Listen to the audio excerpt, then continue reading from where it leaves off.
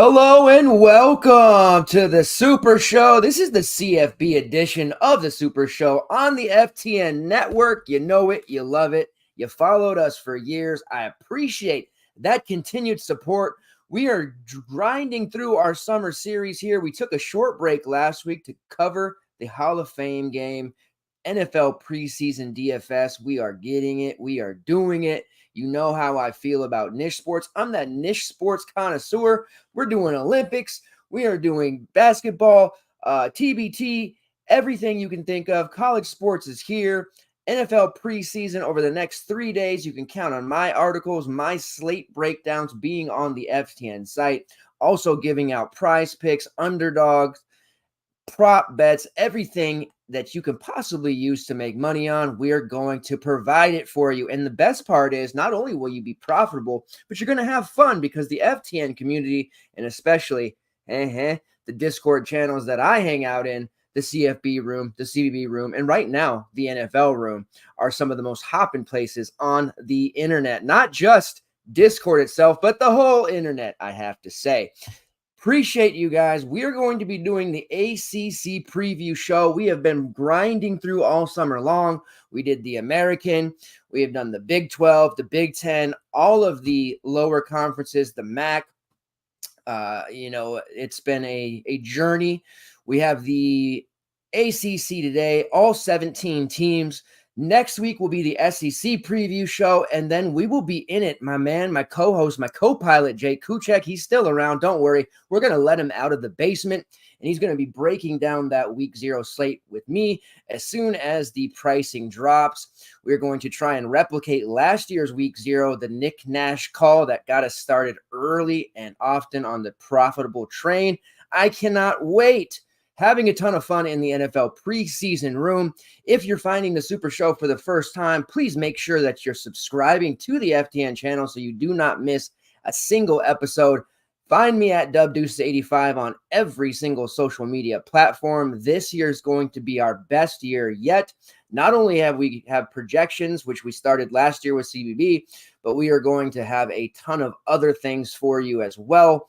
And definitely going to be contributing more than just prize picks this year, in addition to underdogs, boom, fantasy, and betting galore. I'm excited, and I hope you are too. This is going to be a big one, a long one, if you will, 17 teams. So let's get right into it. If you're watching on Twitter live, I appreciate it. Please make sure you hit the like button there and share it there on your page, retweet, whatever you can do to support the show. I know that a lot of you guys have been kind of, taking a little break, doing your thing, but you're ready. DFS is coming and Dub Deuce's show is here. Appreciate it. Let's get into it. ACC preview show kicks off right now. 3 new teams in the ACC, Stanford, Cal, and SMU. The Power 4 era is here. And the expanded playoff era as well. Lots to talk about here with the ACC. We're going to kick it off in alphabetical order. Just makes it a little bit easier for a conference this large. I'm going to do what we do usually every week. Talk about the FanDuel projected win totals, and then give you the relevant players at quarterback, running back, and receiver. By the way, don't want to get too ahead of myself. We've been doing these preview shows every Wednesday, but with the season literally right around the corner, we are switching to Thursday nights. You might notice if you're watching live, it is still Thursday night, Friday morning for those of you on the East Coast. But for the college football season, you can expect the DFS show to take place Thursday night, 9 p.m. PST, and then the Saturday morning live before a lock show that I do solo. That's talking about any late news, answering your last-minute questions. That is a very popular show that we have on the FTN network.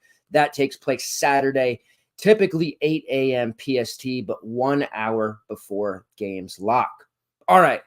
Boston College, the Eagles. Let's talk about them. Coach Bill O'Brien in his first year, but Bill O'Brien is not a newbie to the coaching game whatsoever. He's been around for a very, very long time. Penn State, spent time there after the Paterno years. Spent time with the Houston Texans. What do you win? 3-4, different division titles with them. And over the past 3 seasons, he's been on the staff of either Nick Saban or Bill Belichick, 2 of the biggest names in coaching history. Bill O'Brien knows his stuff. In Boston College, they've been kind of in the wind, so to speak, struggling, trying to find a way out of the pit of the conference. And I think it's a good way or a good start getting a coach with the merits of Bill O'Brien. Unfortunately, the FanDuel win projected totals here come in at 4.5 for Boston College. And I'm not super psyched or confident that they will actually see more than that or be bowl eligible. It's certainly going to be possible. This team has talent. They've worked the transfer portal like a lot of teams have done. So it's possible, but there is a lot of teams in this conference. There is a lot of upgraded teams across, the P4 conferences, and it's going to be a very interesting schedule for them to get through. So we'll see if that works. This is a no bet for me. I've been telling you guys each week if there's an under or an over that I like. This is a no bet because I'm not super confident. I do think 5 wins is possible. Wouldn't surprise me if they only won 3. At quarterback, we return Thomas Castellanos, habitually underpriced on DraftKings last year, ended up being relatively chalky later in the year or on smaller slates. 2,300 passing yards, 15 touchdowns, was picked off 14 times. Accuracy issues for sure. Another year under his belt, but where his main value comes into play for us is the fact that he is a dual threat quarterback. 1,100 rushing yards last year, 13 touchdowns on the ground. That is what makes him supremely viable as a dual threat. Every time he's priced under 7K, it's going to be really difficult not to want to play him. Even in situations where they're getting, blown out or they're just, getting hammered, he's still doing his thing on the ground. Yeah, he's throwing interceptions because he's forcing passes, but typically we can expect Castellanos to flirt with 100 rushing yards and a couple of scores, whether that's through the air or on the ground. Now, receivers-wise and tight ends, they have been pretty decent over the years. There's been talent. They certainly have had it. It just hasn't translated all the way. This year, the team looks pretty good from top to bottom, and there's definitely weapons in place for Castellanos to have a successful season, statistically speaking. They do bring in a more traditional pocket passer in FIU transfer Grayson James. We'll see how that pans out. I expect Castellanos to be the guy, but with a dual threat quarterback who runs, there's the chance for an injury to happen, God forbid. So they do have Grayson James there as an emergency type of situation. Definitely a guy who I don't think wins the job outright, but is adequate if you need him. Running back, they do return Kai Robichaux, rushed for nearly 800 yards last year, 8 touchdowns, 15 receptions for 108 yards as a pass catcher. They do bring in a couple of other talented backs. UCF transfer Jordan McDonald, little used guy from the last couple of years there, but definitely has some speed and ability. And then Treshaun Ward, that name well, FSU and K-State transfer. He's been in committees throughout the course of his career. However, he has done just fine in those situations. 500 plus rushing yards in 3 straight years across those 2 programs. He will share time with Kai. It won't be a situation where one is going to get massive, carries over the other. I think it's a traditional 1A, 1B. We'll let pricing dictate there. And also the fact that Castellanos is such a elite rusher that also takes the top end upside off of both running backs. On a week-to-week basis with this Boston College team, we're mainly going to be looking at Castellanos, unless he's priced at like 9K or something, which I don't foresee happening. It could. I don't think we'll be talking about these running backs too often, except for maybe GPP shots, unless they're super cheap. If Treshaun Ward gets on a slate and he's 4 or 5, yeah, I think he can score a touchdown, rush for 50 yards, maybe even score twice. I'm happy with that. But a 7K Treshaun Ward, which we've seen sometimes in the past in these committee situations, not that appealing to me. At receiver, the top returner is Lewis Bond, 52 catches, 646 yards, and 7 touchdowns. Definitely looks like the WR1, WR2. Dino Tomlin, the second best returner at 24 catches, 312 yards. No touchdowns, but definitely going to be a factor this year. And then they went to the transfer portal and got 3 really solid options. Jerand Bradley, who is Texas Tech transfer, 3 seasons there. 36 catches, 431 yards, and 4 touchdowns last season. That may not sound super great to you, but he was in a really crowded receiver room. There was like 8 plus guys getting catches in that Texas Tech room. You guys remember that last year. It was so hard to pinpoint a Texas Tech receiver on a week-to-week basis. But in 2022, he was definitely the guy. 51 catches, 744 yards, 6 touchdowns. Now he'll return to a more dominant type of situation where he's not going to have to share quite as many targets. Definitely still semi-crowded, but not like the Texas Tech room. They also bring in Jaden Gowan, formerly of Vanderbilt, 36 catches, 383 yards a season ago. Definitely a solid option. And then Kamari Morales, who spent the past 4 to 5 seasons at North Carolina, will come in and be that starting tight end for them. 67 catches and almost 800 yards, along with 10 touchdowns across the entirety of his career. Not one season, that would be elite, but definitely solid enough. Probably not a viable option normally, maybe as the end of the season comes up and we're starved for value. But right now, this team is definitely going to be the Castellanos show, but he has the weapons to turn into more accurate and confident passer as a whole. All right, moving on to the California Bears. Win total projection of 6.5. Certainly feel like that's pretty close. Coached by Justin Wilcox. They do have 2 quarterbacks we want to talk about here. Fernando Mendoza, a Jake Kuchek guy, a favorite of his. 1,700 passing yards last season, 14 touchdowns to 10 interceptions. Now, statistically speaking, he's not going to look like much of a dual threat guy. He does have the ability to run, but he was on his back a lot, got sacked, so that erased a lot of that rushing yardage, but he can definitely produce in that regard. And he's usually cheap. They do bring in North Texas transfer Chandler Rogers to push him, so one of those 2 guys, will clearly be the starter. Right now, I would say Mendoza, but it wouldn't surprise me if it's Rogers. With that being said, don't think Cal quarterbacks are going to be too high on our list usually, but this is a team that we're going to want to look to, and they do have some options in their receiver room that are going to be underpriced and definitely usable early and often. At the running back, Jaden Ott, that's a SuperShow favorite, mind you, 1,300 rushing yards last season and 12 touchdowns, also contributed as a pass catcher, 26 catches, 169 yards, and 2 touchdowns. Love Jaden Ott. As a freshman, he was a little known, little used guy. We got some big games out of him. A semi-crowded California running back room kind of took some of the upside off of him early, but he really, really showed out last year. And by the end of the season, everybody knew who he was. He's on multiple preseason award lists. Will be no secret there. We'll be very, very shocked if Ott is not highly or moderately owned every slate. They also have in this running back room a former Oregon running back in Brian Cardwell. Didn't play much last season. Usable guy in 2022. And Kadarius Callaway, formerly of Old Dominion. And he was pretty solid last year. 623 yards and 5 touchdowns for ODU last year. And he originally was recruited to Alabama, so has pedigree and talent there, but certainly not going to usurp Ott. He is there in case of emergency. I think they'll definitely run the football quite a lot. There'll be opportunities for guys like Callaway and Cardwell, but this is the Jaden Ott show, and you're going to be talking about 22 to 25 carries per game minimum. All right, at receiver, I'm going to have to – 1 second. I had my door closed for my fan, but it's a little too hot. A little too hot out here in the PNW. We're used to overcast out here, so we get anything above 70. Let me tell you. All right, receivers. Tron Grizzell, that's the top returner. He actually produced better than Jeremiah Hunter, who is now playing for the world-famous Washington Huskies. We talked about him a couple of weeks ago. Tron Grizzell out of the slot, a PPR machine, 39 catches, 590 yards, 5 touchdowns. I think you'll see a bigger opportunity for his work share to go higher.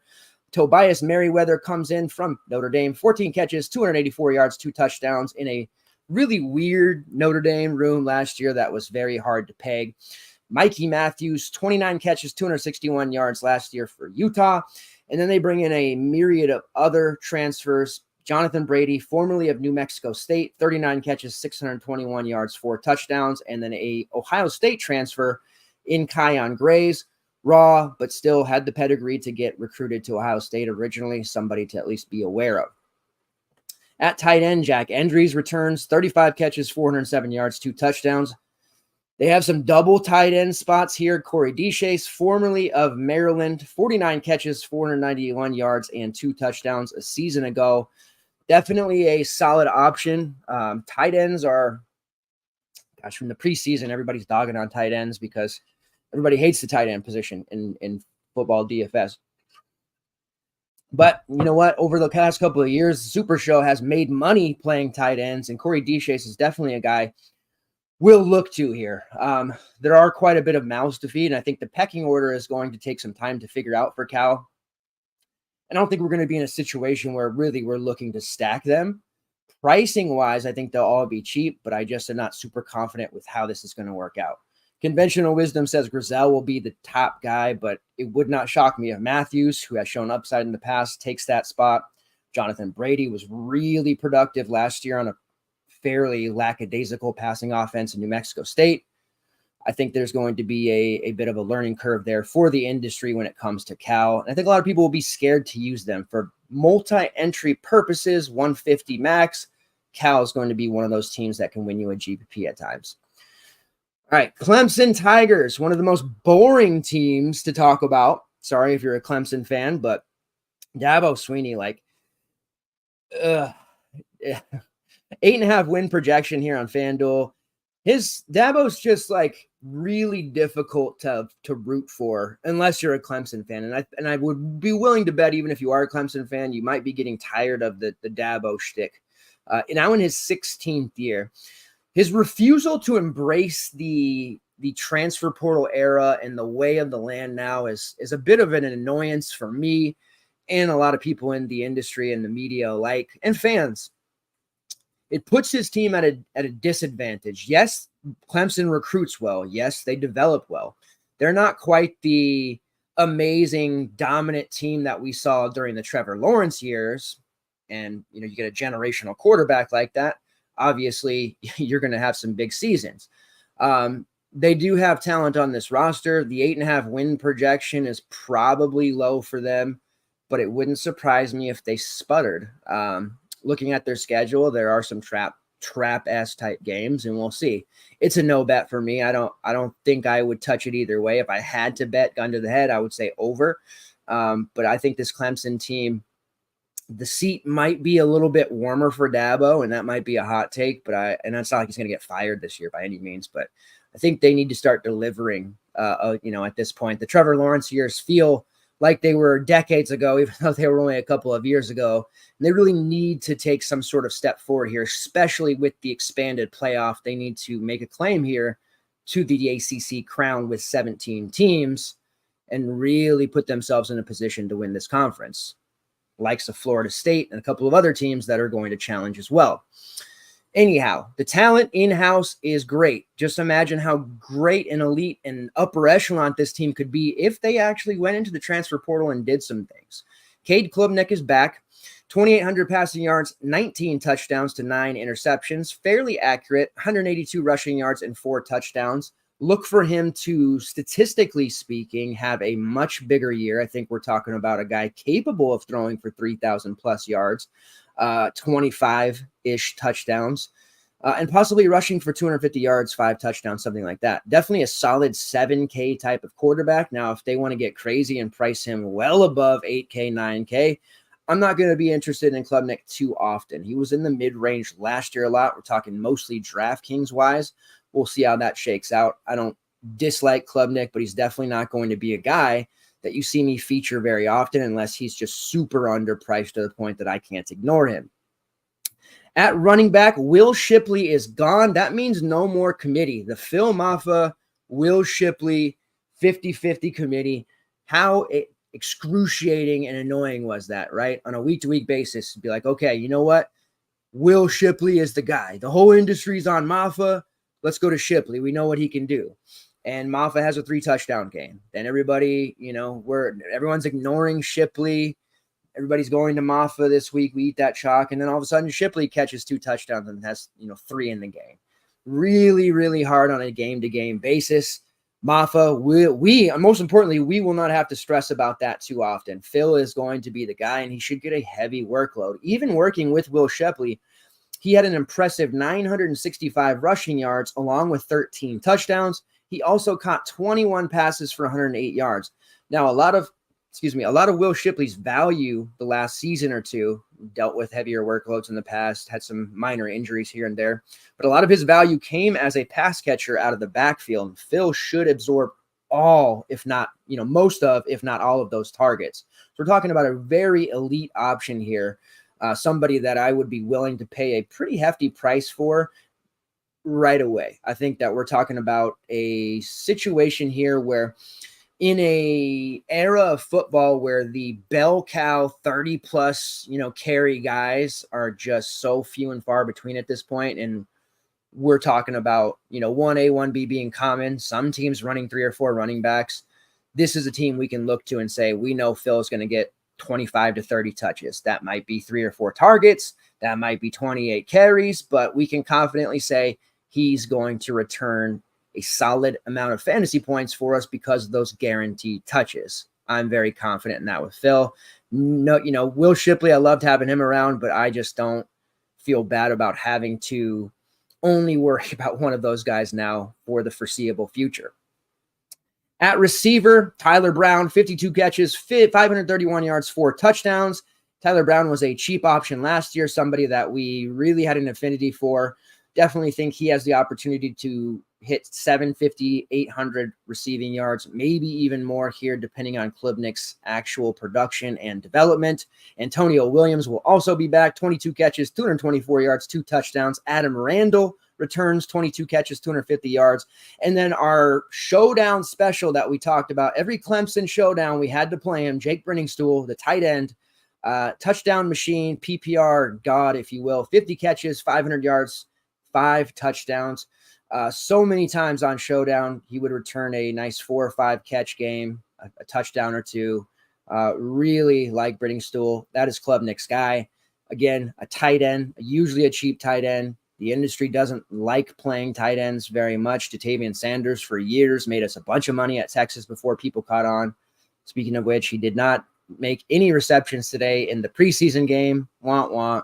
But Jake Brenningstool is definitely a guy that we can use. And as we get into the season and pricing becomes tighter and we're starved for value, I think Brenningstool is a guy that we can look to and play 4, 3, 4, 5, those kind of prices and feel pretty damn good about it. So I guess I'm a little higher on Clemson for a DFS standpoint than I am as a whole. Phil Maffa, Tyler Brown, and Jake Brenningstool, all options that I'll be using this season, probably a lot. All right, the Duke Blue Devils, 5.5 win projection here, coached by Manny Diaz.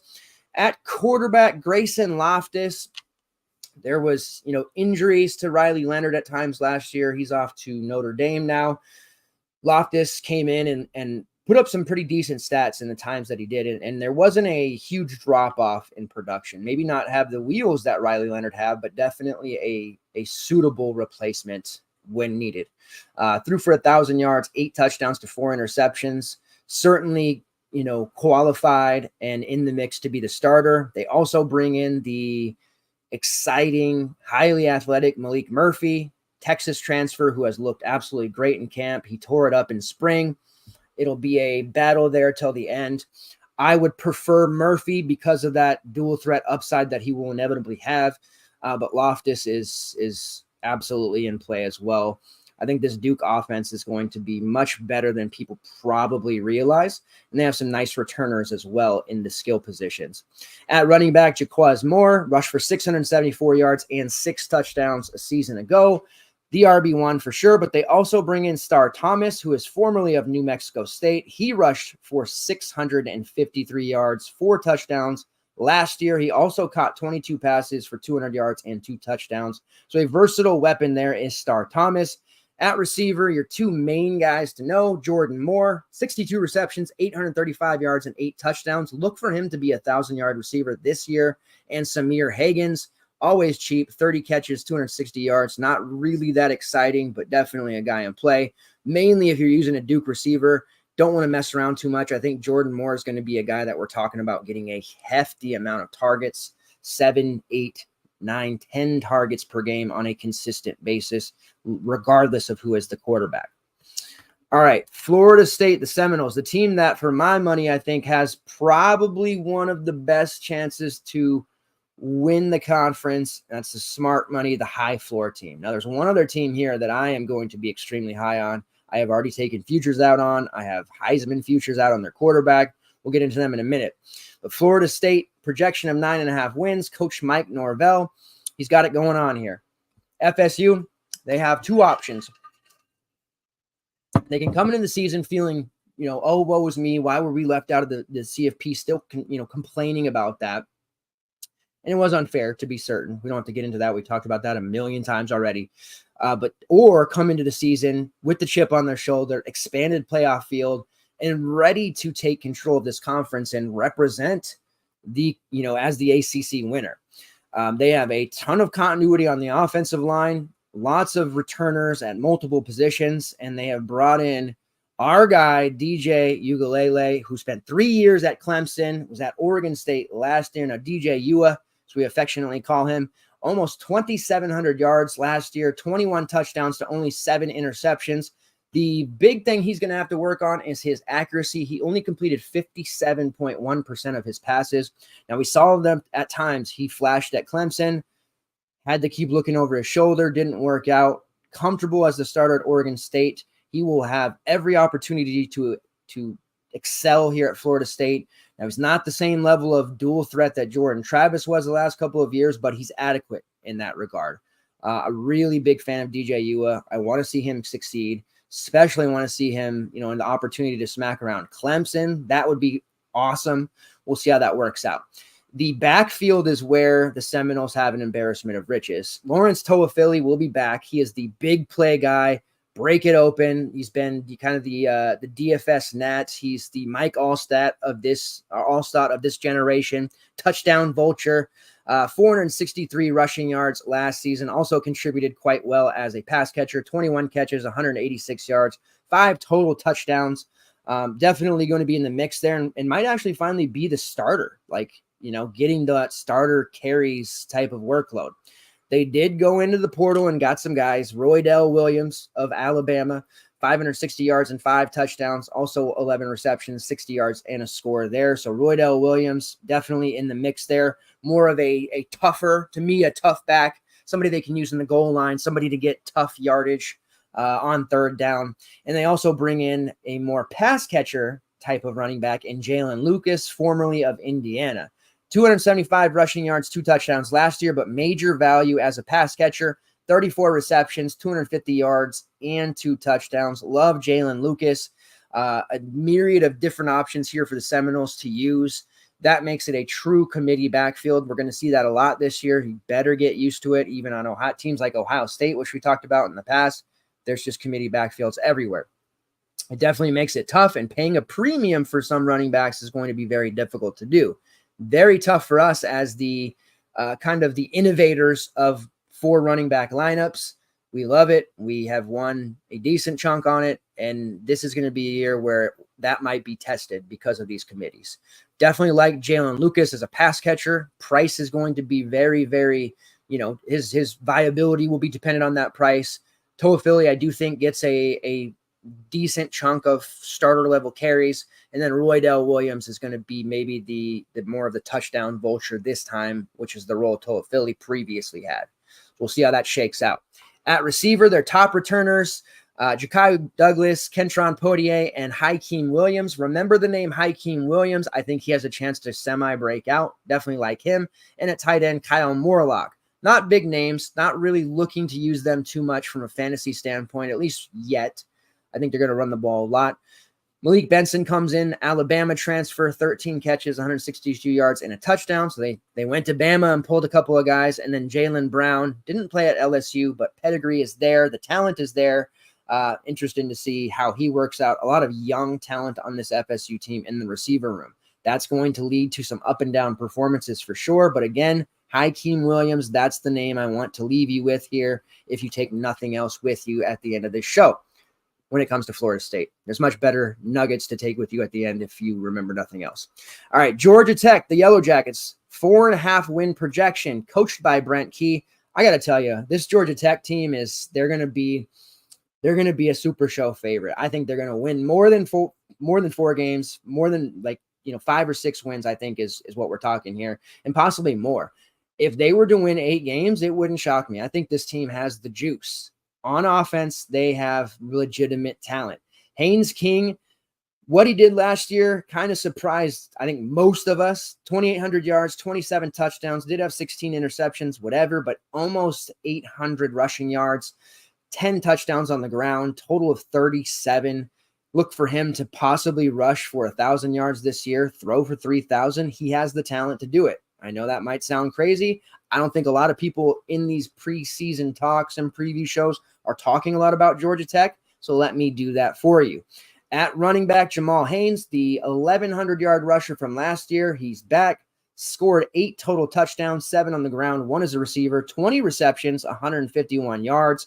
He is definitely a threat to rush for over 1,000 yards. Again, Haynes King together with that threat of Jamal Haynes, look out. Their running game is going to be strong. Teams will try to load up against that run, but the receiver room has talent as well.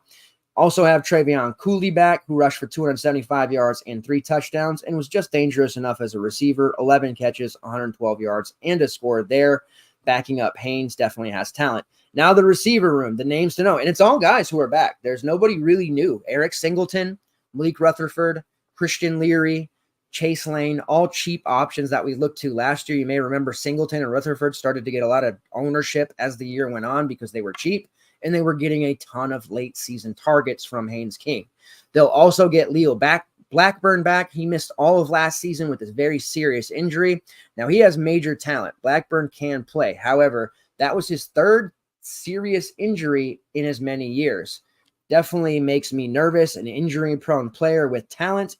Will he stay healthy for a full season? The jury is out there. So we're going to look to Eric Singleton, who is the definitive WR1, 48 catches, 714 yards, and 6 touchdowns. Malik Rutherford as that WR2, 46 catches, 502 yards, and 4 touchdowns. And then Christian Leary as the borderline WR3, WR4, 25 catches, 309 yards, and 2 touchdowns. Chase Lane, 7, 105, and 1. I like the weapons that Haynes King has. If the defense can hold just a little, this Georgia Tech team should go over that projected total, which I feel is a little bit disrespectful by FanDuel at 4.5. Give me the over on Georgia Tech. And it's a confident over for what it's worth. All right, the Louisville Cardinals, 8.5 win projection, coached by Jeff Brom. 2nd year, won 10 games in year 1. Naturally, there's a lot of excitement out of Louisville. Their basketball program they had a very good overseas trip to the Bahamas. My man, Corin Johnson. Louisville program is stunting. They had a great TBT. Naturally, the fan base, the program, people backing Louisville are going to think the football team should sail to 9+ wins. I think we need to pump the brakes, unfortunately. And I know we have a lot of Louisville fans who watch the show. I talk to them weekly. I think we're looking at an under here. I'm sorry. Don't throw the tomatoes at me just yet. The schedule for Louisville is quite difficult. A lot of big showdowns. They're introducing some new players, and they have major talent, but it's going to take time for it to gel. And I don't know if by the time it does, that they will end up being a 9-10 win team. Bringing in Tyler Shuck, who spent time in Oregon and Texas Tech. He was awarded a 7th year. Yes, that's right. A 7th collegiate year due to those injuries that he suffered throughout the course of his career. Dual threat upside. We know that he will have to remain healthy. Can he do it? We'll see. The way he plays, it puts him at risk, but he definitely has the ability to rack it up on the ground and through the air. At running back, they bring in Donald Chaney, formerly of Miami, Florida, 478 yards and 2 touchdowns a year ago. Definitely looking like their RB1. Big time production that they'll be replacing in the running back room, but Chaney is capable. At receiver, they bring in a plethora of new players. Jamari Thrash is gone. Ja'Cory Brooks from Alabama transferring in. You're seeing a bunch of Bama transfers in the ACC. 39 catches, 674 yards, and 8 touchdowns. That was back in 2022. Didn't produce a lot last year, but in 2022, we saw shades of his upside. Can definitely produce that here in this Louisville offense. Again, assuming that they're able to stay healthy as a group. Colin Lacey is the name to know. 91 catches, 1,316 yards, and 7 touchdowns a season ago. Colin Lacey at South Alabama, transferring into Louisville, perhaps trying to replicate what Jamari Thrash was able to do. Thrash was just an auto play for a lot of last year. I think we'll see Lacey hit that mark as well. In 2022, he had 64 receptions, 812 yards, and 6 touchdowns. So back-to-back big years in the Sun Belt. They are expecting big things from him, and there's no reason not to want to use him in every format, especially early on in the season. They're going to be peppering him with targets. The kind of sneak name to know that'll be really cheap in that first game, Antonio Meeks, D2 transfer from Tuskegee. Absolute stud, 43 catches, 745 yards, and 5 touchdowns. He is getting a lot of hype out of camp, and I know that all the looks are going to be to Brooks and Lacey. Meeks will be on no one's radar. He's the type of player who could absolutely win you a GPP here, I think, early on in the season. Returning-wise, Chris Bell, 29 catches, 407 yards, 2 touchdowns. Jimmy Callaway, 20 catches, 242 yards, and no touchdowns. Those are your primary returners. And then at tight end, Mark Redmond coming in, formerly of Washington, spent a couple of years there. San Diego State, where last year he had 38 catches, 400 yards, and 3 touchdowns. Going to operate as the tight end 1 here for Louisville. All right, moving on to the Miami, Florida Hurricanes. Projection of 9.5 wins. This is a confident over. I am ready to get heartbroken by Miami. I'm going to be so far involved, so heavily involved, is what I should say, in this Miami team. I have Cam Ward futures to win the Heisman. I have Miami futures to win the conference. I have over 9.5 wins here on FanDuel. I love this Miami team. I think this is a time for Miami football to be back to their dominant ways. When I get done talking about their roster, you're going to see why. This is the 3rd year for Mario Cristobal. Super Mario, if you will. He has been great everywhere he's been. He has crafted some high-powered offenses. He can definitely get it done, and he has guys coming in who can execute the way he wants them to. At quarterback, Cam Ward, formerly of Incarnate Word, in the last 2 seasons with Washington State, the Cougars, boo, not America's team, where he threw 3,700 yards last year, 25 touchdowns, only picked off 7 times. He made real improvements last year from his first year at Wazoo, where it was a big step up in competition, obviously. Accuracy was much better, and he actually showed an affinity to run and use his legs, which he didn't do much at Incarnate Word and didn't do much in his first season with the Cougars. He was more of a statue. Now he's a threat to run. 144 rushing yards, but 8 rushing touchdowns. Wasn't afraid to mix it up. Big-time stats last year for the Cougars. Now he's operating in a very talented Miami offense. We've had to deal with Tyler Van Dyke the last couple of years. Funny story about Tyler Van Dyke. 3 years ago coming out, I was wanting the Seahawks, who were primed to get a high draft pick, and it sounded like Van Dyke might come out until he got injured. I wanted him to be drafted by the Seahawks. I thought he was going to be the best quarterback ever. No longer think that. Watching this Miami team, the talent that they've had come to the doors the last 2 years, they should have been able to do more. And I think Van Dyke has an opportunity with the Badgers to do that, and we'll see. And we talked about that at the Big Ten show, but Cam Ward is a much better quarterback than Tyler Van Dyke, statistically speaking. And I also think he's going to do some very, very elite things for this team. I'm all in on the Cam Ward train. No longer with the Cougars, so we can like him now. At running back, Damian Martinez, the Oregon State transfer, 1,200 rushing yards last year, 9 touchdowns, also caught 11 passes for 126 yards. Just an absolute beast of a running back. Now, Miami is accustomed to running a committee. They did it last year when Chaney was on the team. They do bring back Mark Fletcher, 514 yards, 5 touchdowns, and A.J. Allen, 361 yards, 5 touchdowns. Those guys will absolutely be in the mix for touches, but Damian Martinez did not come to Miami to get 10 touches a game. He came to Miami to be the guy, and he is going to be the guy. There will be early opportunities for those guys like Allen and Fletcher to get in. They'll probably try to pace Martinez a little bit as they get into the conference schedule because it's going to be a beast. It's a lot of teams. There's a lot of games. But Martinez is going to be the guy, and 20-plus touches minimum is going to happen. Now, pricing-wise, I think the sites like DK, especially DK, maybe FanDuel, they're going to be absolutely nuts. Martinez is going to be priced really high from day one, and I am a little bit concerned about that. He's going to work himself into 9K running back territory, but I want to see how things shake out because I think Cam Ward is going to throw the football a metric F ton. And that's going to hurt Martinez a little bit, but he may pick up those touches in the receiving game as well. So we'll see. A little bit cautious with the running game of Miami, all the way in on the passing game. And when I say all the way in, I mean literally all the way in. At receiver, the top two returners, Xavier Restrepo, a chalky wide receiver all the time last year.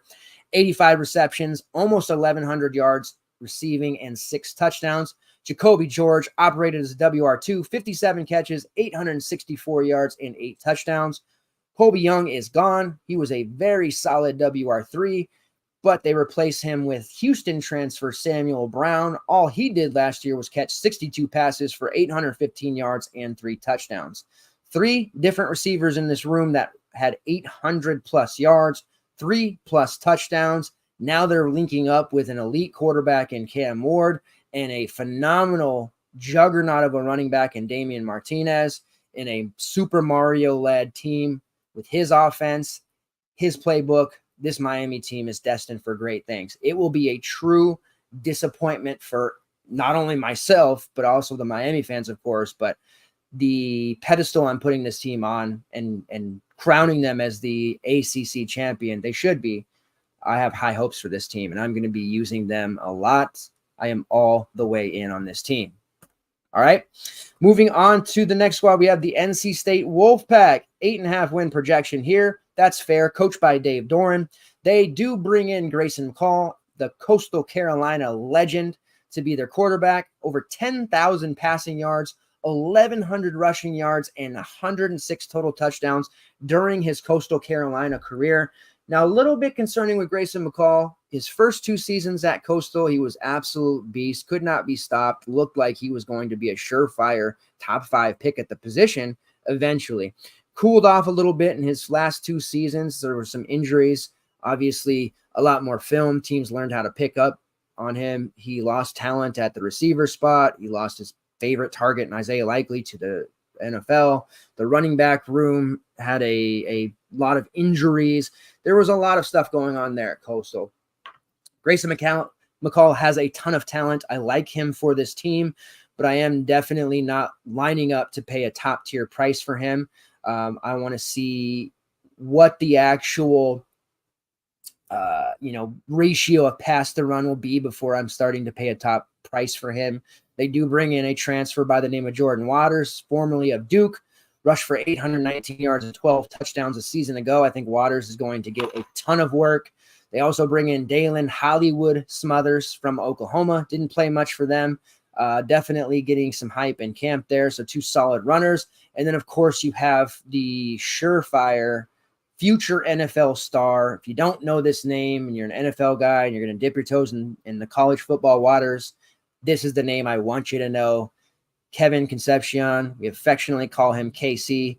Absolute stud. This is a guy that if he's ever priced under 7K like he was last year as a true freshman, you don't even think about it. You just click the name in and you move on. He is an absolute monster when it comes to statistical output, and he's going to be a future NFL star. I am very confident in that take. 71 catches, 839 yards, and 10 touchdowns as a true fresh. Now, those are solid numbers. You might look at those and be like, yeah, it's pretty good, but whatever. But then you go over here and look at, they gave him 41 carries. What did he do with those carries? 320 rushing yards. So over 1,100 yards from scrimmage via receiving and rushing. Don't expect those rushing yards to go away, or those attempts, I should say, to go away. He's going to get his opportunities. They're going to put the ball in his hands. Last year, they force-fed him the ball, especially once they figured out what they had in KC. He's going to get a myriad of opportunities. His target should be well above 100, plus those rushing attempts, 30 to 40 carries. We're talking about a guy that if you're playing Dynasty season long, you're doing the underdog drafts for college football, KC needs to be a guy that you're actively trying to acquire everywhere. They also have Dakari Collins coming back, 14 receptions, 212 yards, 2 touchdowns. I know it's a little bit lackluster to go to that after talking about KC. And then 3 transfers to know. Noah Rogers, former top 100 recruit from Ohio State. Didn't play a lot there, but has, again, pedigree, good enough to be recruited to Ohio State. So you want to know that name. Wake Forest transfer and productive Wesley Grimes. And then at tight end, UConn transfer Justin Joly. This is a really good-looking team on paper, and KC is definitely a stud, and he's the type of stud that, yes, the defenses are going to game plan for him, and there's going to be the fear of, oh, they're playing good defense, they're going to shut him down, but this is the type of player that they won't be able to stop. He is not going to be easily contained at all. So we'll see how that works out, but KC is going to be that dude. All right. Us Against the Books asks, is FTN going to have DVOA for college or only NFL? Right now, it's only NFL. Projections-wise, this is going off of that. We didn't have college football projections last year. I did go to projections for college basketball, and that is something this year for CFB that I have basically promised to our community and am going to roll out. So we will have projections and that kind of thing, and we'll have a plan for a optimizer. That's easier said than done, but the DVOA for now is just NFL. But we will have everything that you need, targets, statistical speaking, available on FTN. So if you are considering subbing, or you already are and you want to get into college football, definitely do so. You will not be sad about the product, I promise you. All right, North Carolina, the Tar Heels, 7.5 win total, coached by the legendary Mac Brown. No more Drake May. He's off to the NFL. Max Johnson in line to take over the Texas A&M transfer. Max Johnson is no Drake May. Let's be clear about that, but he's definitely a suitable player for this roster. 1,500 yards last year, 9 touchdowns to 5 interceptions for Texas A&M. They had multiple quarterbacks, had injuries, so didn't get a full season there. Jacoby Criswell, who spent time at Arkansas last year after he started his career with UNC, he's also back, so he's technically in the mix there to get some reps at quarterback. But this team is all about Omarion Hampton. 1,500 rushing yards last year, 15 touchdowns, also contributed 29 receptions for 221 yards and a touchdown. Now, the cool stat here for Hampton, just to be, we talk about all these different things, but just general toughness, somebody who rushes for 1,500 yards, you'd expect them to be elusive. And he definitely has some of that agility and ability to, make guys miss. But Hampton is a type of player who encourages contact, and that might scare you for a heavy volume guy, and that's fair. But he led the nation last year in yards after contact. He averaged 5.16 yards per carry after contact last year. And to put that into perspective for how elite that is, how massive that is, the next closest player was Southern Mississippi's Frank Gore Jr., who was a tough kid on his own right, averaged 3.75 yards per carry after contact. Quite less than 5.16 of Omarion Hampton. So a dude that can take a hit. But yes, it's valid to say 30 carries a night or like per week.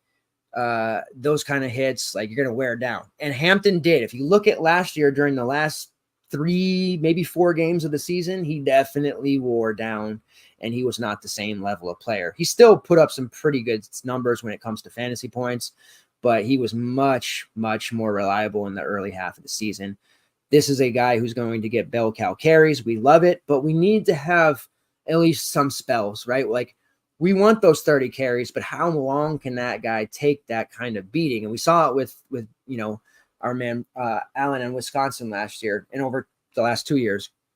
He went from 35 carries one season, then he was like mid-20s, and then he just took that beating. So we'll see if Hampton's able to take that kind of workload. They do bring in Darwin Barlow to spell him, formerly of USC and TCU, definitely a solid player, not anyone that I expect to get more than 5 to 8 touches a game. Caleb Hood is back. He's likely the RB3. So they've got some guys who can spell him, but overall, Hampton's still going to have a big workload, and we won't worry about that wearing down until much later in the season. All right, now when it comes to receivers, J.J. Jones is their top returner, 46 receptions, 711 yards, 3 touchdowns. Certainly a viable play. pricing is going to dictate a lot for me on this Carolina team. I don't feel like we're going to need to be too involved in their passing game. I think it's really just going to be what's Hampton's price. Can we fit him in with the rest of what we're trying to do? Four running back lineups. Yes, Hampton is a flagship piece. If we're fading Hampton or we're going a more traditional 2-quarterback lineup, what can we do here with this Carolina receiving room? Pricing on some of these guys will be cheap enough to take shots at. Nate McCollum returns, 44 catches, 469 yards, and a touchdown. Kilby Paysor, who won some GPPs last year with some outlier performances, but I think he's going to be much more consistent this year. 22 catches, 282 yards, 3 touchdowns. And Gavin Blackwell is back as well, 9 catches for 166 yards. So a pretty solid room in its own right. At tight end, their top tight end is back, John Koppenheimer. 18 catches, 280 yards, and 4 touchdowns. We'll see how it all shakes out here with Max Johnson and if he can be consistent. But Omarion Hampton or bust when it comes to North Carolina. I think the 7.5 win total is fair, but I'm not as gung-ho about this team as some other people are. All right, moving on to the Pittsburgh Panthers. Coached by Pat Narduzzi. This is a team that I have had an affinity for over the last couple of seasons. They have had some pretty sneaky options for us, low-owned guys that we're able to use, and I think this year is going to be a lot of the same. Quarterback, I'm not super thrilled about. Nate Yarnell is in line to be the guy. He was the QB3 last year and the likely starter to take over and run the offense, and he's definitely a capable quarterback. The quarterback play for the Panthers last year was awful. They managed a 3-9 record. My man, Christian Valou, who I absolutely love and still do, just picked off left and right. Phil Jerkovic, who had a nice final season at Boston College coming back from injury, but he was just absolutely wretched last year. 50% completion rate for Pittsburgh. Just really couldn't get a lot going. My man Valou is off to Georgia State, by the way. We talked about that a month or two ago during the Sun Belt show. But Nate Yarnell is the likely guy. Completed 66% of his passes, 595 yards, 4 touchdowns, and an interception in 4 games. So merit there. Teams didn't get to see a lot of him. See how that works out. The skill position spots here, I do have interest in. Rodney Hammond returns to be the likely RB1A, 547 yards and 4 touchdowns. They do bring in the offensive coordinator from Western Carolina, and he brought a couple of his top studs with him. One being Desmond Reed, rushed for 900 yards and 13 touchdowns last year. That is who I expect to start off as the second half of the committee, the 1A, 1B with Rodney Hammond. But I think Reed will end up being the guy between the 20s, Hammond being more of the red zone look. I think Reed's going to be a pretty fun option there. And I don't think a lot of people are going to be looking to him early on. I think we can have ourselves a little bit of a sneakier option, which we're used to with this team. At receiver and tight end, the top 2 returners, Kanata Mumfield. He is a Super Show favorite, in case you're wondering. 44 catches, 576 yards, 5 touchdowns. Love Kanata Mumfield. And Gavin Bartholomew at tight end, 18 catches, 326 yards, and a touchdown. In previous years, Gavin was a bit of a touchdown, hound in the red zone, and he was somebody we could use on showdown, short slates, things like that. Wasn't much of a touchdown guy last year. That had to do with the fact that quarterback play was atrocious. This year, I think Gavin comes back to fantasy relevance and is somebody a low-priced, low-owned tight end that we'll have interest in. But we will definitely say in specific weeks when that is. And then another Western Carolina transfer, Raphael Poppy Williams, call him Poppy, star of that program. A couple of in 2 years with Western Carolina, 120 receptions, over 1,600 yards and 15 touchdowns. Again, the coordinator from Western Carolina coming over, bringing in his top 2 offensive weapons in Desmond Reed and Poppy Williams. Expect both of them to be heavily involved in this offense. The existence and the appearance of Reed and Williams will certainly help Mumfield. Otherwise, defensively speaking, they could key in on him and prevent him from getting the ball very much, but they will have to play a more honest version of that pass defense with those other options existing. This is a bounce back year for me with Kanata Mumfield. SMU, the Mustangs, in their first year of ACC football, they have a projection of 8.5 wins, coached by Rhett Lashley. Now, I harp a lot in both sports that I mainly cover for FTN, college football and college basketball. I love the transfer portal. I love the new pieces and how it fits together, but I'm always going to look to teams with continuity or returners because it's such a few and far between thing now. It's more common to see a team completely reload than it is to see a team get their guys back. And SMU has bucked that trend, and they've been able to bring back basically everyone of importance. The returners on both sides of the ball, not just offense, which we're going to focus on here, obviously, but defensively as well. SMU has definitely got some important returners at multiple key positions. Quarterback Preston Stone will be back. 3,200 yards last year, 28 touchdowns to just 6 interceptions. He also rushed for 200 yards and 4 touchdowns. We've been kind of accustomed to SMU quarterbacks being statues, if you will, but Preston Stone, definitely a guy who can get it done in both aspects in that regard. Now, when it comes to SMU, they're a little like Miami. Deep running back room, frustrating at times. We all want, I shouldn't say all, but most of us want Kamara Wheaton's season every week. Kamara Wheaton is super talented, but he has a ton of other guys to compete with and has for the last couple of seasons with SMU. This year will be no different. Jalen Knighton returns, 745 yards and 7 touchdowns. I believe he will be the one to get the first crack. Then you have LJ Johnson, who's heavily involved as well, 576 yards, 4 touchdowns. Then you have Kamara Wheaton, who rushed for 410 yards and 5 touchdowns. They, for good measure, also bring in Miami, Florida transfer Brashard Smith, who's got talent in his own right. So you got, excuse me, you got 4 guys here in the SMU room who are going to get carries. Now, I don't think it's going to be a full-blown committee, meaning like all 4 of these guys are going to get 10-plus carries every single game. If they did, I think that would actually be better than what is actually going to happen because we would be able to predict things and base things off of price, right? What I think we're about to see is a hot hand situation, which is almost worse because unless you have a Gray Sports Almanac, a Miss Cleo-esque ability to predict the future in its entirety, which we like to, all think we can, you're going to be in for a lot of tilt and a lot of frustration with this team's running game.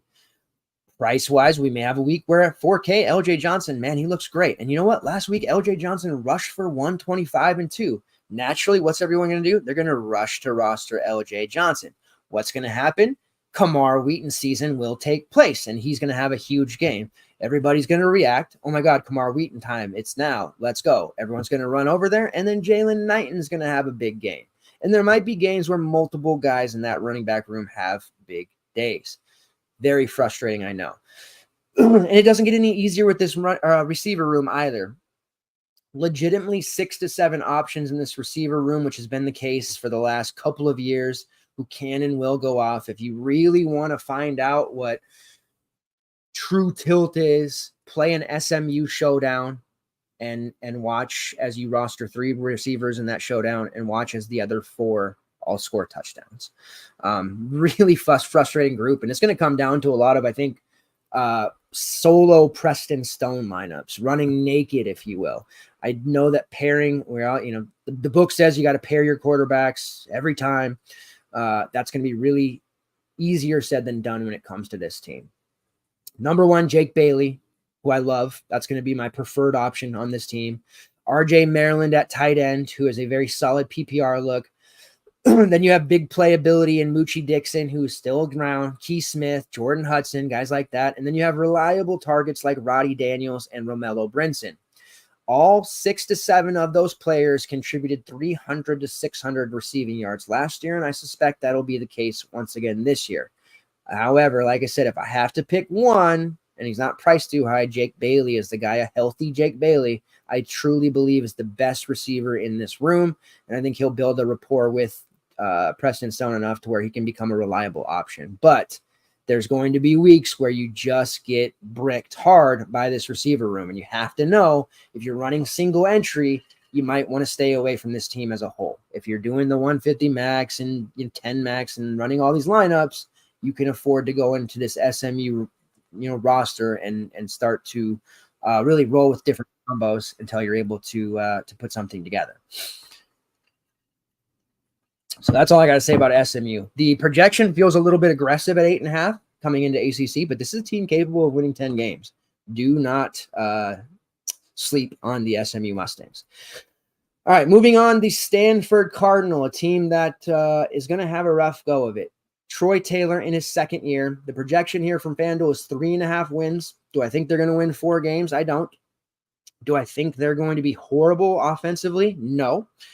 I think defensively is going to leave a little something to be desired. And it's going to be a team that we will once again be able to target against. But I do think their offense will be good enough, similar to how it was last year, latter part of the season, in which they were able to keep up with other teams. And Stanford stacks, game stacks became very, very popular, very profitable, very high scoring. I think they'll be much of the same this year. Ashton Daniels, another year under his belt, 2,300 yards, 11 touchdowns to 8 interceptions, also rushed for 300 yards and 3 touchdowns on the ground. He's back. Love Ashton Daniels. Don't think we'll see him be too expensive either. As a dual threat guy on a Stanford team that lost E.J. Smith to the SEC. We're going to talk about SEC next week.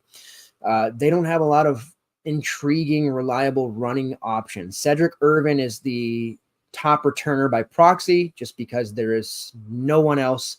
113 rushing yards last year. He's going to get first crack at the job. Not that confident in him. The top 2 rushing yardage on the team last year were both quarterbacks, Ashton Daniels and his backup. That's going to have to change here if Stanford's going to be serious, but Cedric Irvin is the running back there for Stanford if you want to roster somebody.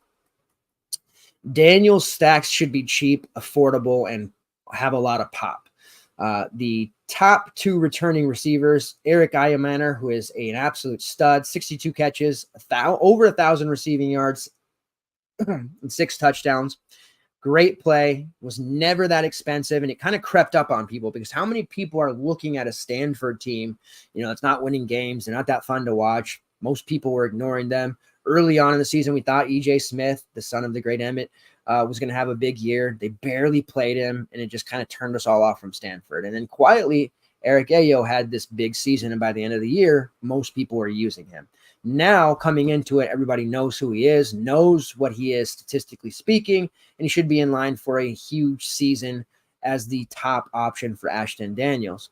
Tiger Bachmeier, a solidified PPR option in his own right, 36 catches, 409 yards, and 2 touchdowns. Now, Tiger was a very nice look last year as well, especially as a guy that was like 1% owned most weeks. Definitely going to be more involved here. Those are the top 2. And then the true Frosh, who is getting a ton of hype from Stanford beats. There's not a lot in Stanford to be that excited about, except the fact that they have all this young talent, and they're going to be a fun offense to watch for the most part. But Emmett Mosley is the name to know, and I think Mosley eventually, maybe even sooner rather than later, usurps Tiger Bachmeier as the second option in this offense behind Eric Ayomar.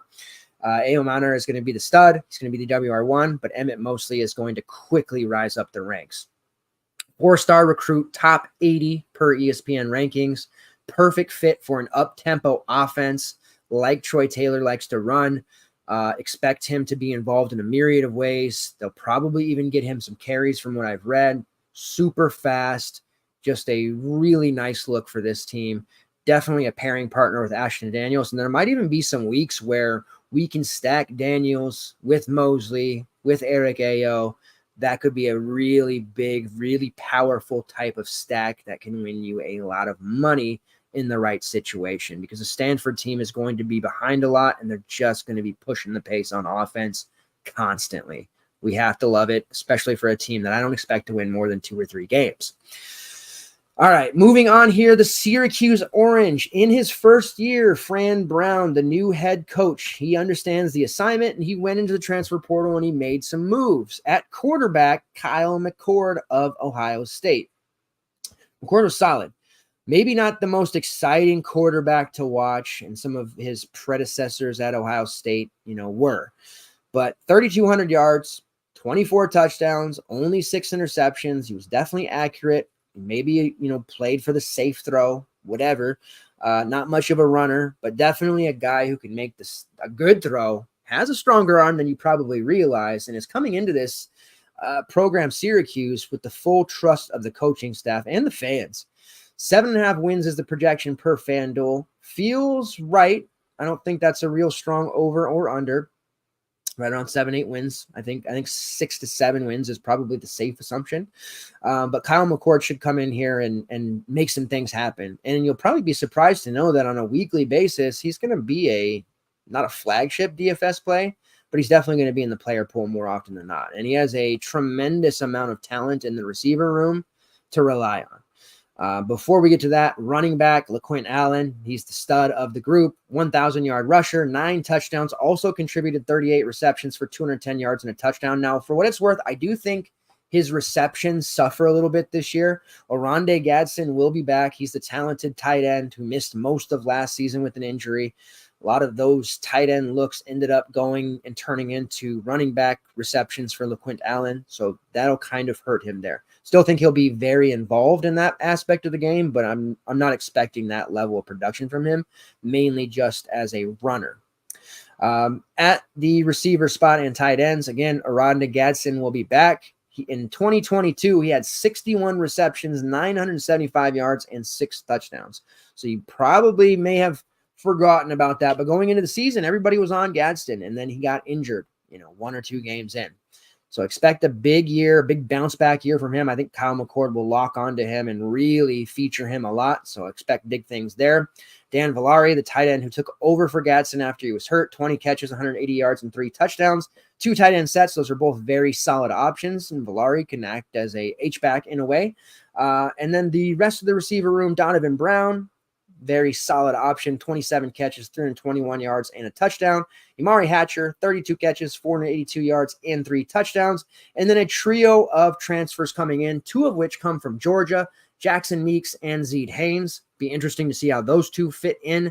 And then Justice Ross Simmons from Colorado State, also a guy who's going to contribute right away. And then Trebor Pena, who is one of the returners. So a deep receiver room for Kyle McCord. And these are all guys who he doesn't require making any super fancy throws. There's a couple downfield guys like a Donovan Brown, like a Justice Ross Simmons, but he can really rack up easy, high percentage throws, just getting the ball to Gadsden, Villari, Hatcher. Some of these throws that he'll be making will be very safe, but we're going to rack up PPR yards. So I'm definitely going to be in on this Syracuse team from a receiver type situation. I think a lot of people will automatically want to play LaQuint Allen. No problem with that, especially in our 4 running back lineup specials. But I think that I'm mainly going to be looking at my main lineup just from a isolation standpoint. Maybe I'm only playing 1 Syracuse guy. Gadsden, going to be a big play for us. Villari as the season goes on and pricing gets tight, and my man Donovan Brown, who I think will be really cheap and I like quite a bit in this offense with Kyle McCord. So look for McCord to have a pretty nice season. I think most people are kind of writing him off. We're not looking at him as much of a DFS threat, but if the sites come into it and they misprice him below 7K, I'm going to be all over Kyle McCord, and I'm definitely going to be letting everybody know. All right, moving on here. Virginia, the Cavaliers, 4.5 wins is the total here, coached by Tony Elliott. Now, Tony Elliott's going to have to really make a decision. They were pushing Tony Muskett on us last year as the starter. He threw for 1,000 yards, 6 touchdowns to 5 interceptions. Tony Muskett is not the guy. He is not, I repeat, not the guy for this team if they want to win games or even move the ball. Forget winning games. Do you want to move the ball more than 2 yards every 3 plays? Tony Muskett is not the guy. The guy is going to have to be Anthony Colandera, and I really like what Colandera can do. 2,000 yards last year, 13 touchdowns and 9 interceptions. Yes, he made mistakes. He's young, but he's going to come into this season. I think he's going to win the job outright from Tony Muskett. He also rushed for 225 yards. In games where Virginia was competitive, Colandera was just a machine, and it really led to Malik Washington, Malachi Fields, those guys putting up some big, big numbers. So I think Colandera is going to be a usable option as long as he wins the job and Tony Elliott doesn't go full Stilly on us. I think Colandera is going to be one of the sneakier options there. I think people coming into the season will expect Thomas Castellanos for BC to be this big dual threat cheapie. Colandera, I think, can put up those Castellanos numbers at lower rostership and really might take weeks for the rest of the industry to even realize what's going on. That's where I'm looking at for Colandera.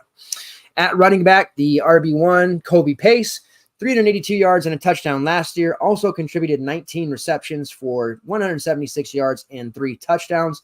Definitely a big fan of Kobe Pace. Will be the RB1 as well. And then at receiver, top returner Malachi Fields. Malik is gone. Mr. Washington had just a monster second half of the season. But Fields back, 58 receptions, 811 yards, and 5 touchdowns. I do expect a 1,000-yard season for him. And then a trio of transfers coming in. Chris Tyree, formerly of Notre Dame, spent many seasons as the running back, then converted into a slot receiver. They used him in a myriad of ways. Was solid as a receiver last year, 26 catches, 484 yards, 3 touchdowns. I think he can be used in a very productive manner in this offense. Trell Harris, formerly of Kent State, didn't play last year, but 26 receptions, 400 yards, and a touchdown in 2022. And then Andre Green, who spent parts of the last couple of seasons with North Carolina.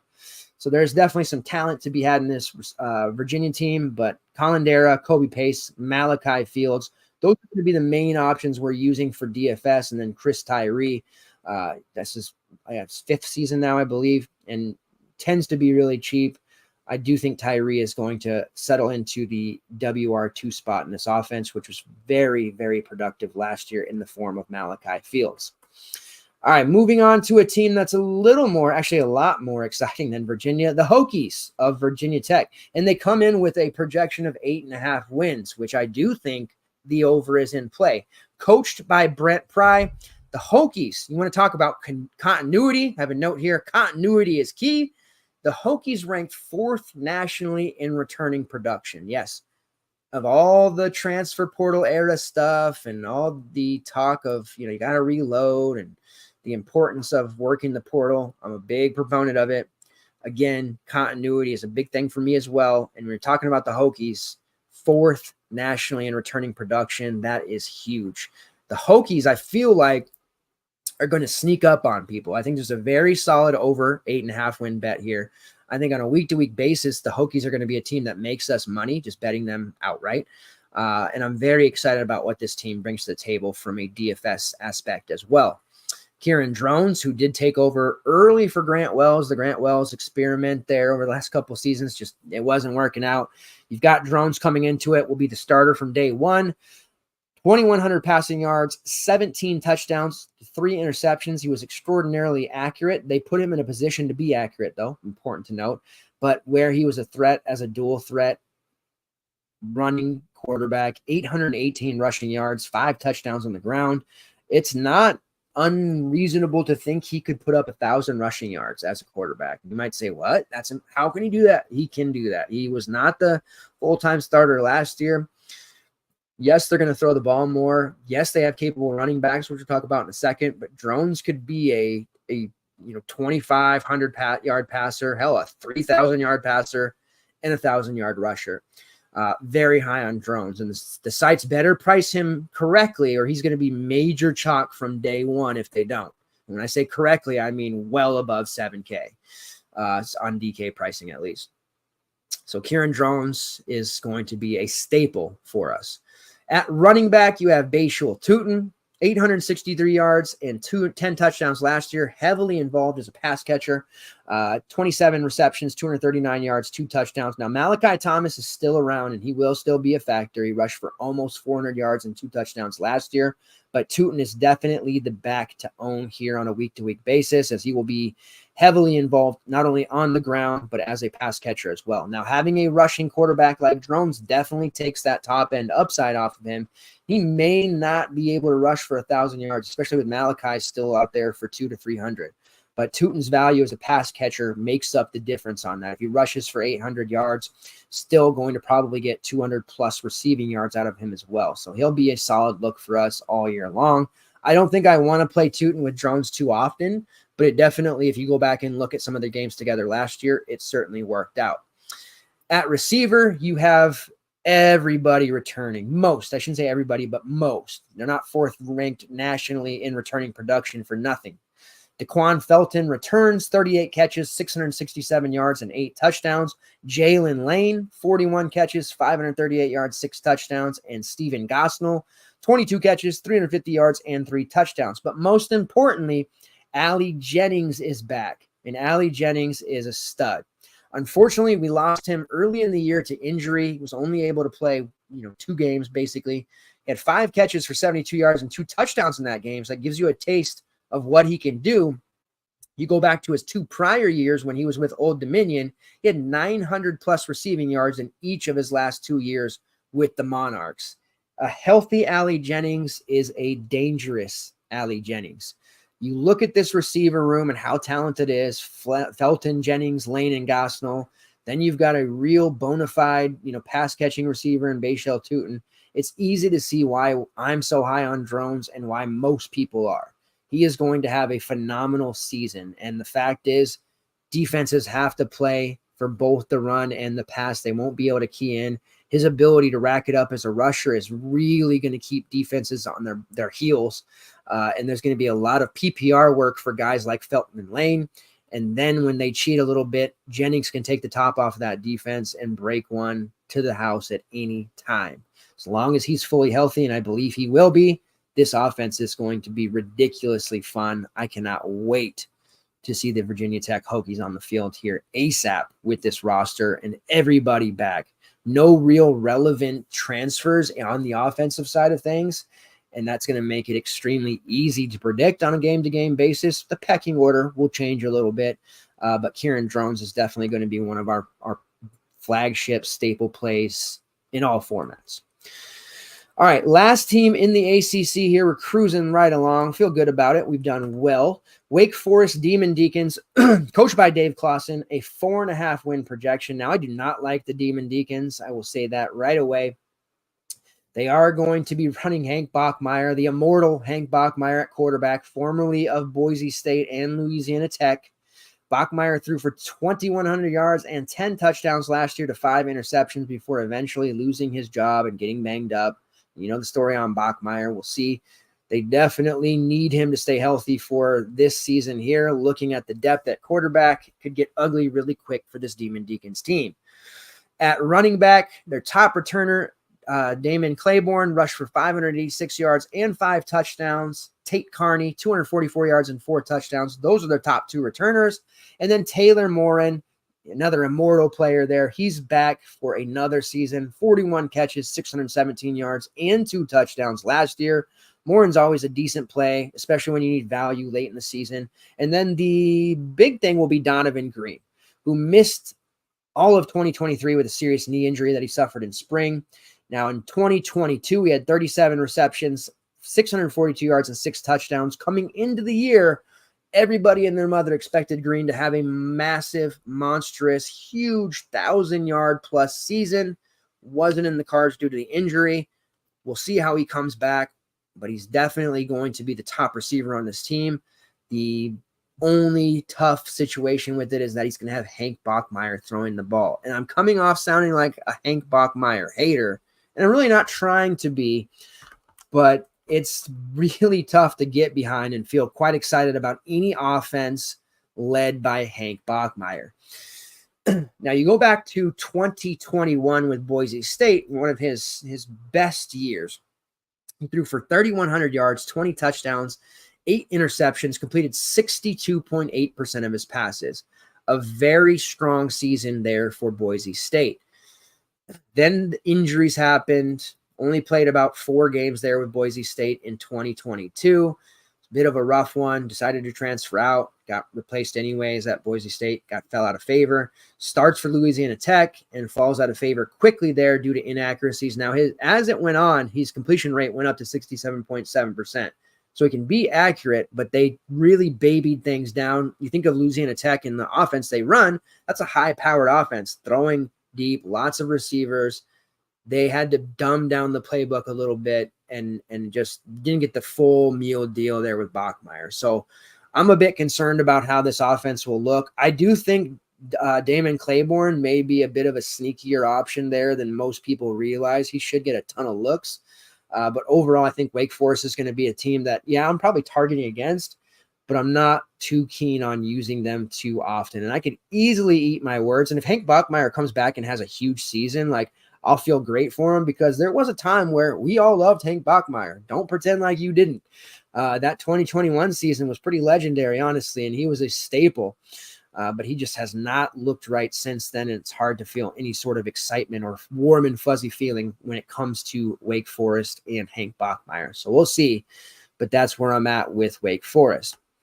And with that being said, we have come to the end of the ACC preview show. Just over, what did we do? Just over about an hour, 20 minutes. Appreciate you guys. 100 plus of you. Looks like most of you watching on Twitter right now. Next week, we're moving the show to Thursday. So it'll be Thursday between 9 and 10 start time PST.